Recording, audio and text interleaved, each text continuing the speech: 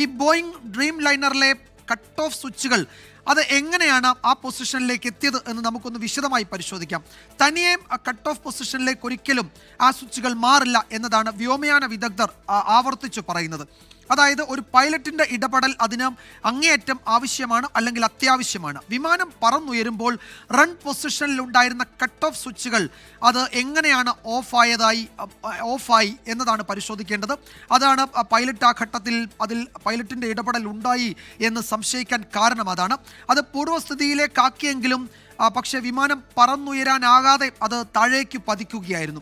അപ്പോൾ എന്താണ് ആ വിമാനത്തിൽ സംഭവിച്ചത്? എന്താണ് ഇപ്പോൾ എയർക്രാഫ്റ്റ് ആക്സിഡന്റ് ഇൻവെസ്റ്റിഗേഷൻ ബ്യൂറോ ഈ വിഷയത്തിൽ നടത്തിയിരിക്കുന്ന കണ്ടെത്തൽ? നമുക്ക് വിശദമായി പരിശോധിക്കാം.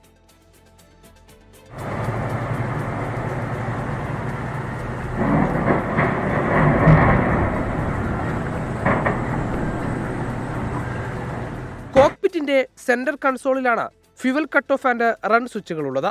ബട്ടൺ ടൈപ്പ് സ്വിച്ചുകളാണ് ബോയിങ് ഡ്രീം ലൈനറിലുള്ളത്. സ്വിച്ചിന്റെ അടിയിലുള്ള ലോക്കിംഗ് സംവിധാനം താഴ്ത്തിയാൽ മാത്രമേ സ്വിച്ച് താഴ്ത്താനാകൂ. തനിയെ ഈ സംവിധാനം പ്രവർത്തിക്കില്ല.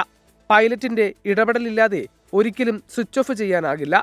സാധാരണഗതിയിൽ വിമാനം ലാൻഡ് ചെയ്തതിനു ശേഷം മാത്രമേ fuel cut off switch pilot of ചെയ്യാറുള്ളൂ. വിമാനം പുറപ്പെടുന്നതിന് മുമ്പായി ഫ്യൂവൽ സ്വിച്ചുകൾ റൺ പൊസിഷനിലേക്കാക്കും. ഫ്യൂവൽ സ്വിച്ച് ഓണാക്കാതെ ഒരിക്കലും വിമാനത്തിന് ടേക്ക് ഓഫ് ചെയ്യാൻ കഴിയില്ല. വിമാനം പറക്കുന്ന നേരത്ത് ഈ സ്വിച്ച് ഒരിക്കലും ഓഫ് ചെയ്യാറില്ല.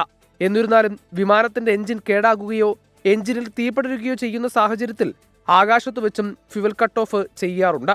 പക്ഷേ അത് അപൂർവമായി മാത്രമേ സംഭവിക്കാറുള്ളൂ. വിമാനം ഉച്ചയ്ക്ക് 1:38 കഴിഞ്ഞ് 42 സെക്കൻഡിൽ പരമാവധി വേഗമായ 180 നോട്ട്സ് ഇൻഡിക്കേറ്റഡ് എയർ സ്പീഡിലെത്തിയതായി കണ്ടെത്തിയിട്ടുണ്ട്. അതിനുശേഷമാണ് എഞ്ചിൻ 1ഉം എഞ്ചിൻ 2ഉം 1 നിമിഷത്തിന്റെ വ്യത്യാസത്തിൽ കട്ട് ഓഫ് സ്വിച്ചുകൾ റൺ പൊസിഷനിൽ നിന്നും കട്ട് ഓഫ് പൊസിഷനിലേക്ക് മാറിയതായാണ് റിപ്പോർട്ട് പറയുന്നത്. അപ്പോഴാണ് കോക്പിറ്റ് വോയിസ് റെക്കോർഡറിൽ ഒരു പൈലറ്റ് മറ്റൊരു പൈലറ്റിനോട് എന്തിനാണ് ഫ്യൂവൽ കട്ട് ഓഫ് ചെയ്തതെന്ന് ചോദിക്കുന്നത്. താൻ അങ്ങനെ ചെയ്തിട്ടില്ലെന്ന് മറ്റേ പൈലറ്റ് മറുപടി നൽകുകയും ചെയ്യുന്നു. 1:38 കഴിഞ്ഞ് 52 സെക്കൻഡിൽ എഞ്ചിൻ 1ന്റെ കട്ട് ഓഫ് സ്വിച്ച് കട്ട് ഓഫിൽ നിന്നും റണ്ണിലേക്ക് മാറ്റിയതായി കാണുന്നു. അതിനുശേഷം 4 സെക്കൻഡ് കഴിഞ്ഞ് രണ്ടാമത്തെ എഞ്ചിനിലേക്കുള്ള കട്ട് ഓഫ് സ്വിച്ചും റൺ പൊസിഷനിലേക്ക് മാറ്റിയിട്ടുണ്ട്. 9 സെക്കൻഡുകൾക്ക് ശേഷം 1:39 കഴിഞ്ഞ് 5 സെക്കൻഡ് പിന്നിട്ടപ്പോഴാണ് പൈലറ്റുമാരിൽ ഒരാൾ എയർ ട്രാഫിക് കൺട്രോളിലേക്ക് മെയ്ഡേ സന്ദേശം അയക്കുന്നത്. പിന്നീട് കാണുന്നത് വിമാനം തകർന്നു വീഴുന്നതാണ്. പൈലറ്റുമാരിൽ ഒരാൾ ബോധപൂർവം കട്ട് ഓഫ് സ്വിച്ച് ഓഫ് ചെയ്യുകയായിരുന്നുവോ, അതോ അബദ്ധം സംഭവിച്ചതാണോ? തുടരന്വേഷണങ്ങളിൽ കാര്യങ്ങൾ കൂടുതൽ വ്യക്തമായേക്കും.